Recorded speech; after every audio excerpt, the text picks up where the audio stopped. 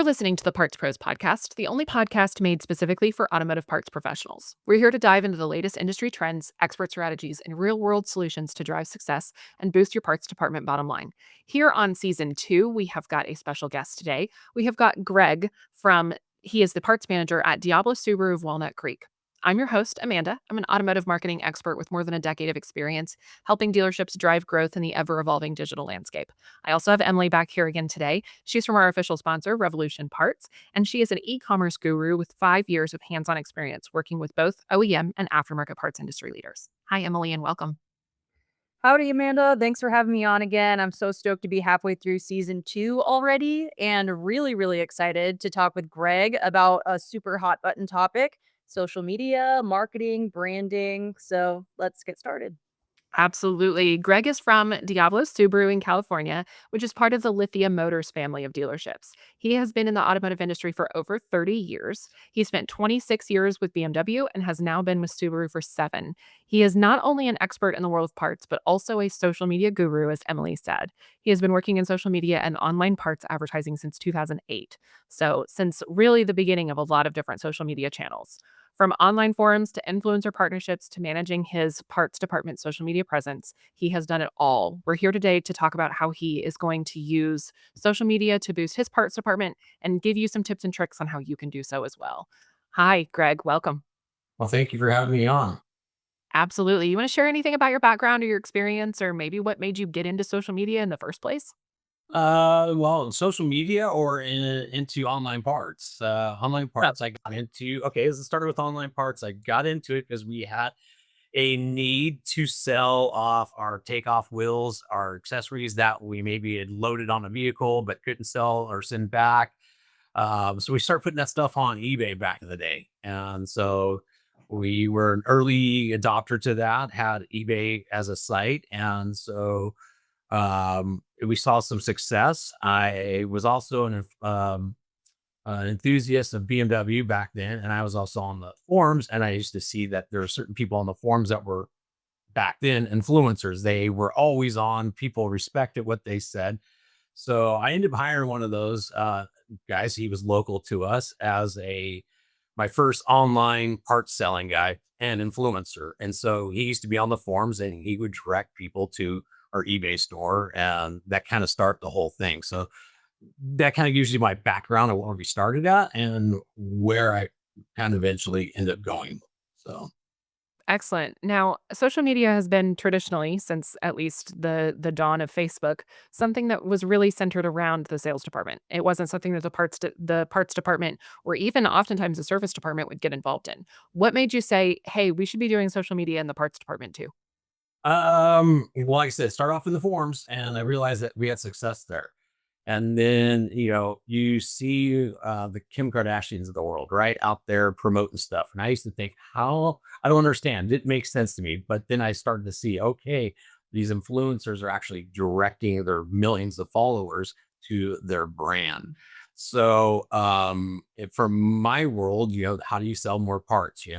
Yeah, I could pay more money in Google search. I could do all kinds of stuff. But if I can direct people to my site from people that are influencers in that world, it was, I want to say it was an investment that I looked at was different than just paying like Google ad spend or you doing other things that out there that didn't seem to be working. So yeah, we started looking at who's out there, who's the influencers, who's the ones people are listening to, how many followers they have, are they legit followers, or are they bot followers? So we start reaching out to those people and start having them help us, advertise our site.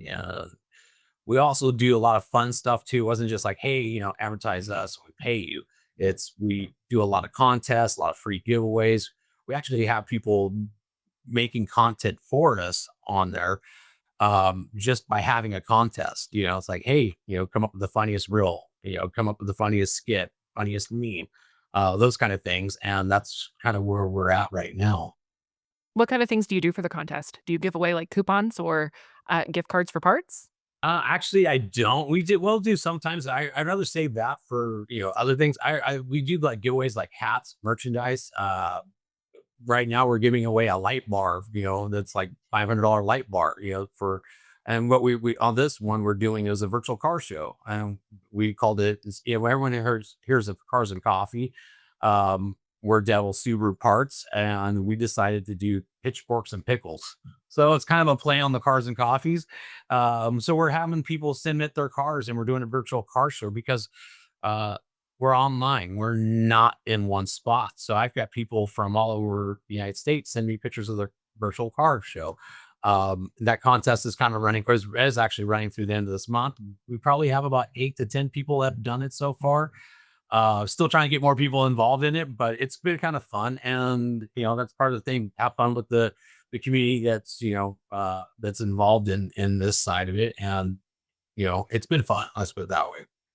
So That that, sounds like a lot of fun, and, I mean, every brand has their enthusiasts, right? There's lovers of every, vehicle manufacturer, but Subaru, man, Subaru drivers love their cars.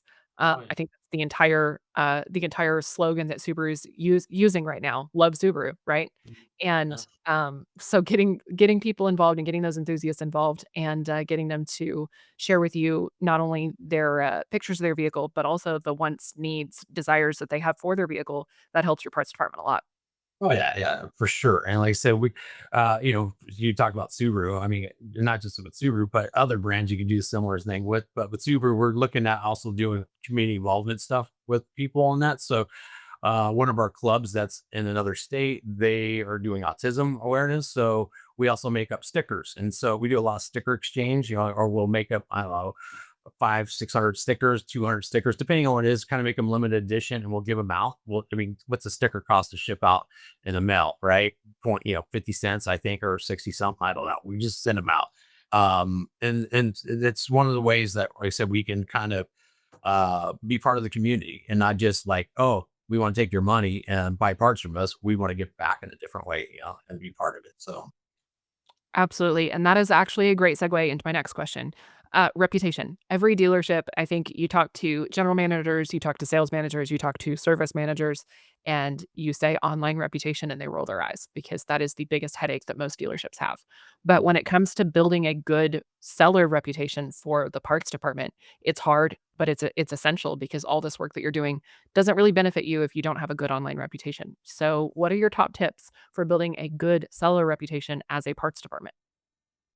first things first, make sure you have some kind of checks and balances, right? I mean, you reach out to your customers, do a follow up, whether it's follow up email, make sure they got their parts on time. Ask them, if you don't mind, fill out a review. We signed up with the Topo to do reviews. But if you do a Google review, that's huge, right? That's one portion of the reputation.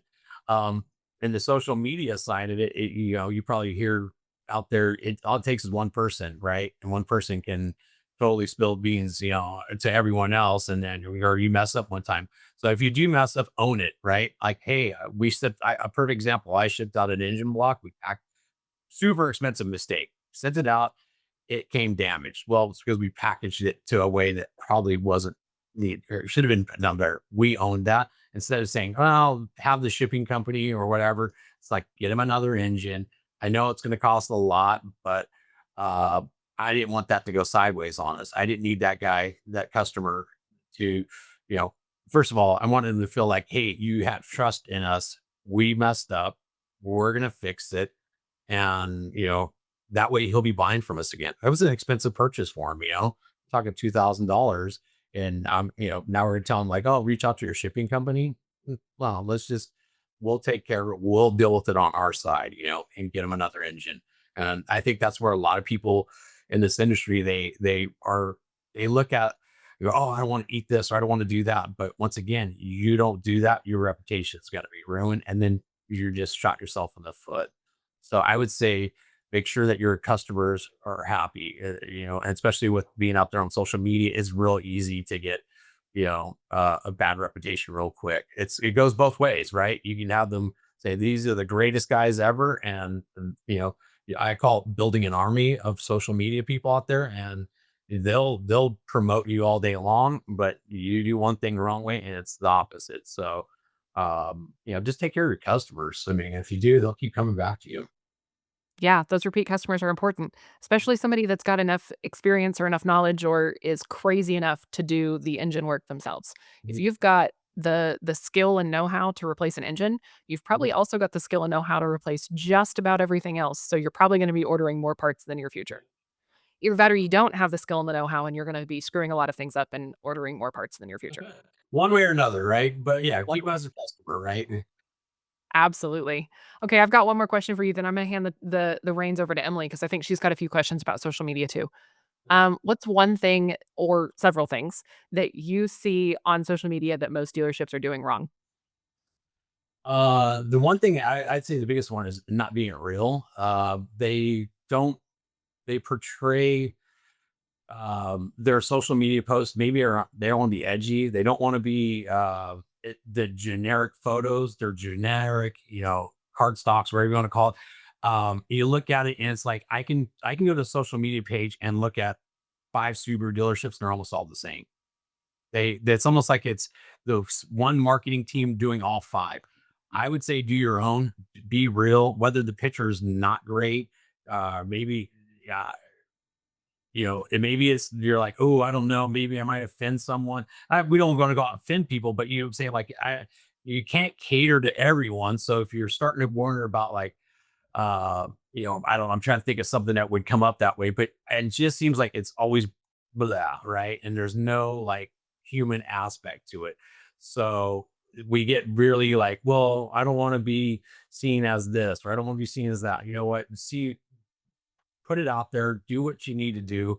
Um, like I said, if you, as long as it's not offensive to someone, it should be fine. Like I'm not saying, create offensive content, but create content that's real. It's really hard to explain, but if you look at it, it's all generic photos. It's something that was done through super corporation instead of your own backyard. Yeah, grab your iPhone, go out and take a picture, go out, create a reel, and post it. And then, like I said, everyone's got their I want to do one a week or whatever. Do it as however you feel, right? And see what your following is reacting to? Are they reacting to this? Are they reacting to funny reels? I don't remember. You guys remember the Harlem Shuffle, that viral clip back when we were at BMW Mini? We did it at Mini. We did our Harlem Shuffle. Was it kind of edgy? Yeah. We were dressed up in stuff that was probably not appropriate, but not horrible, right?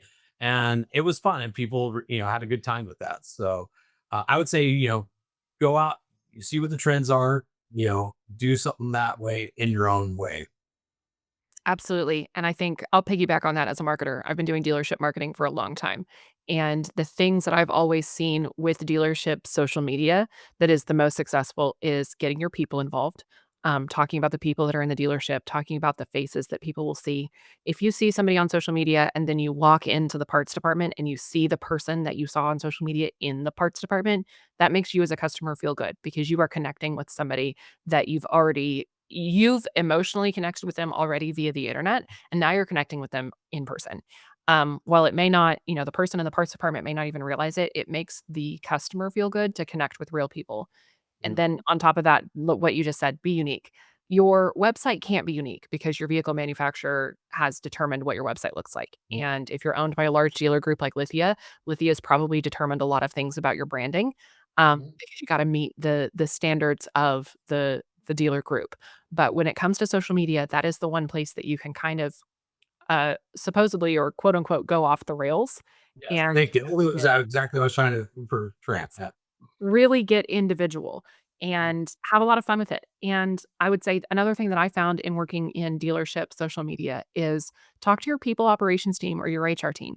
Oftentimes they've got things that they want to do or they've got, some insights that they can provide into your dealership, whether it's birthdays or employee spotlights or, talking about the people who are celebrating anniversaries with the dealership, talking about people who are winning awards, getting those people involved, that is oftentimes a great way to create more social media content without a whole lot of extra work, and especially getting those people involved in talking about the vehicles, talking about the parts, talking about specials. If you've got somebody who's got a let's just let's take Subaru for example. If you've got somebody who's driving a Subaru, drag them in and talk to them about what parts they've put on their vehicle. Because chances are good, people don't work in dealerships because they don't like cars. Chances are good they've probably done something to their car, and you can get them talking about it and develop some posts that way. So those are some things that I've learned with social media marketing that it sounds like you're already doing a lot of that, and other dealerships could be doing that with their parts department as well. Yeah. Yeah, for sure. I mean, what's funny too is we start using ChatGPT to help us make uh cartoons, or whether it's images that that you can't, that I'm not a creative artist, and so when we do a post, it's like use chat gpt. It's free. I pay for the paid version because I want to develop more than what I get from the free version. But if you're talking about creating an ad for I don't know, 20% off of wiper blades, you can do it on chat gpt, and you can kind of do it in a fun way. Say, help me develop and sell wiper blades at 20% off. That's fun and creative. Oh, and put a dog in it. And so next thing you know, ChatGPT's got the dog changing the wiper blades for you. And now you've got some great content for your social media page. And it didn't take you that more than what 5 minutes to do. So that's how like I said, looking at other people's stuff, it's so generic versus we're trying to like create stuff that's unique. I A don't Subaru love dogs. yeah. Right. Right. It seems like you've unlocked the key to effective marketing. Put a dog on it. Yeah, right? Everyone loves dogs or So, cats. especially for Subaru, doesn't Subaru have, like, a Subaru Loves Pets or Subaru Yeah, Loves we do. there's, like, a whole department at Subaru talking Yeah, about how you Subaru drivers love their pets. and we do. We love our pets for sure. So I'm sure at this point our listeners are really inspired to hear how you've mastered the social media and branding game. So what's your advice to parts managers who want to start marketing their parts and accessories but have no idea where to start? Well, first things first, I tell everyone to ask me like how I want to get into social.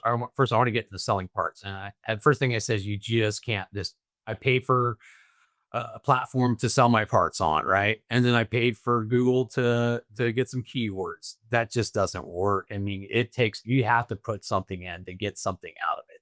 So, that's the common mistake I see with most parts managers is I pay for, I'm going to use a number. I pay $3,000 a month and I don't get any sales out. Well, that's great. You did that, but you didn't do any you did the generic marketing. You didn't put effort into it. Look at are you putting the money in the right spot? And I get it. We're parts managers. Like right now, my phone's blowing up. I got probably four people outside my office waiting to talk to me. And when do you find time for it? And so you got to delegate. You would also got to set time aside to do that stuff, to be able to look at, okay, what am I going to do with my website? Is social media the right thing? And in this case, I'd say you almost have to, because once again, if you look at a lot of the brands out there that are selling, I mean, let's take parts out, look at you know, Coke or Pepsi or whatever, they're all the social media. But now go down to the mom and pops of the world. They're on social media. It's kind of the great equalizer for someone out there to try to sell anything is social media. It's essentially can be free. You can spend a lot of money into it. But it kind of helps equalize the fact that you can go out and advertise your brand in a way that maybe you couldn't do through Google. And so like I said, I would say don't just turn on your website, expect it to make money. You're gonna have to put some effort into it, whether it's TikTok, Facebook, Instagram, I even Snap. I'm an older guy, so listening to my kids. I'm going, how can I integrate Snapchat into selling parts? I'm sure there's a way. I haven't figured it out. So if you're a young parts manager out there and you know Snapchat, think about how can I use that to brand my marketing, brand my business and sell parts on it, because that's the way of the future. That's what our generation, the younger generation, they're all going to that route. And so I would recommend, I laugh because I'm 53 years old. I've got 20-year-olds in my apartment and I'm leaning on them because once again, I know what my generation wants, but I don't know what maybe they want. And so we kind of discuss like what kind of marketing are we going to put out on Instagram. We do that because I think it's a good bridge between the young and the old group. We talked about maybe doing TikTok, and I know that kind of went up and down. So we're probably going to jump on that platform at one point, but uh, you just can't sit back and expect your website to make you money without putting any effort into it. So I would suggest look at some social platform, at least one. If and sometimes they can cross over. One, I know Instagram will post to Facebook, so that you kind of cross post that way. But yeah, that would be my suggestion. I hope that answered your question for that. Absolutely. That's great advice, and you gave so much of it. I feel like I heard 2 really good points also. You gotta figure out where to put your money is what you said. And there's so many different marketing channels, and it takes a little bit of time and patience to figure out, where you put your money to maximize your return.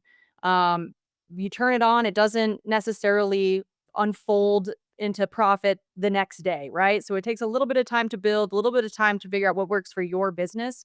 And another point you made was your budget doesn't really matter. People think that you need to have thousands and thousands of dollars a month to get started marketing your parts online. But like you said, start an Instagram profile. It's free. You can start marketing effectively for $0 and grow as you see the dollars come in. So thanks for that great advice. And I know at this point, people are dying to know what your Instagram handle is. So can you share that with us? It is Devil Subaru Parts Online. So Sweet. that's it's our play of our dealership. So we're Diablo, and Diablo is basically the devil. So we play with that, and we used a AI generated little character for our mascot, and we've done some fun stuff with him, and the consumers seem to like it, so we've kind of keep rolling with it. So That's awesome. I love a good branding moment. All right, guys, that is all for this episode of the Parts Pros. To see Greg's Instagram, go to Devil Subaru Parts Online. Is that right? yes, correct. All right, Instagram @ Devil Subaru Parts Online. And for more on the Parts Pros and our official e-commerce sponsor, Revolution Parts, visit partsprospodcast.com. Be sure to tune in on Apple, Amazon, Spotify, YouTube, or on our website, partsprospodcast.com, so you do not miss our next episode. And we have got some exciting ones coming up for the remainder of season 2. I think we got 5 episodes left, so make sure that you subscribe. Thank you everyone for being here, and we'll see you next time.